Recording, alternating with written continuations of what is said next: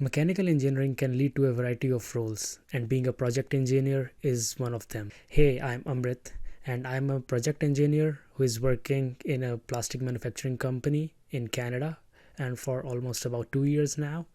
And today I will be discussing about my roles and responsibilities as a project engineer in a manufacturing company. Number one is managing customer inputs. So the first step for the project engineer is to understand the customer's requirement, to understand what are the specifications they are looking for. They could also share their 3D model or 2D drawings, and they could mention their critical dimensions there, critical specs, and also need to understand the testing and validation.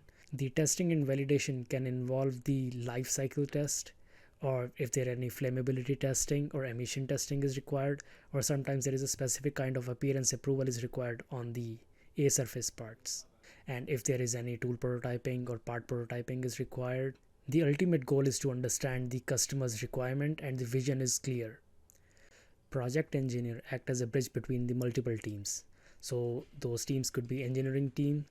The engineering team is responsible for the tool design, the part design, mold flow, or FEA analysis. So the responsibility of the project engineer is to transfer the requirements of the customer to the engineering team so that accordingly they could design the part and meet the customer expectations. In my company, I also have to deal with the production team to decide the molding machine, to decide the capacity of the machine, and also to schedule the trials to run the injection molding machine. In addition to that, I also have to deal with the process engineering team and the quality team.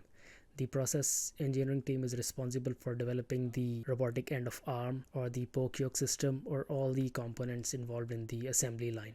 Number three is managing time and budget. So whenever I get a project, so the first thing I do is to create the timeline of the project, which is based on the timing which we committed to the customer. So a typical timeline for a plastic molded part with the existing design is somewhere around 32 weeks. So in which the customer provides us the design, then we just do the DFM and do all the engineering work, prepare the mold and run the trials and give the parts to the customer and submit the PPAP. And also managing a project within the assigned budget is also a critical thing. So whenever the project is awarded to a company, so we have a budget to finish that project. That budget includes all the design work, tooling cost, the trial cost, all the material cost and everything. The budget is always the estimation, so that could go up and down. It's the duty of the project engineer to see the project doesn't go beyond the assigned budget. So the best thing is to keep the project within the budget. Number four is managing customer and suppliers. So most of my time is spent on having meetings with the customers and the suppliers.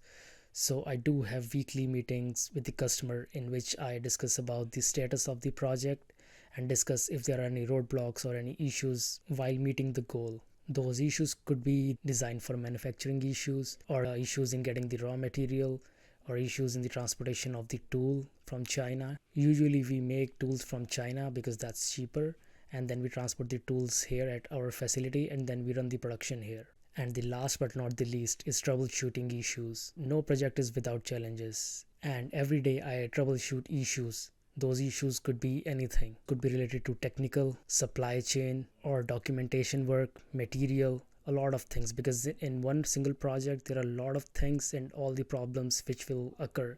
The project engineer has to figure that out. So to solve those problems, I schedule meetings with the different teams so that I could understand the pain point and then we could find a solution for that.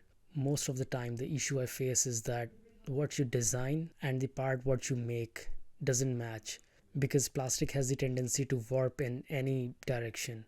To troubleshoot that, I call meeting with my process manager who tweak the injection molding process and run trials at different process, and then I check the part again, then I see the variations, and at the end I go back to the customer and ask for the tolerance relief if that is required.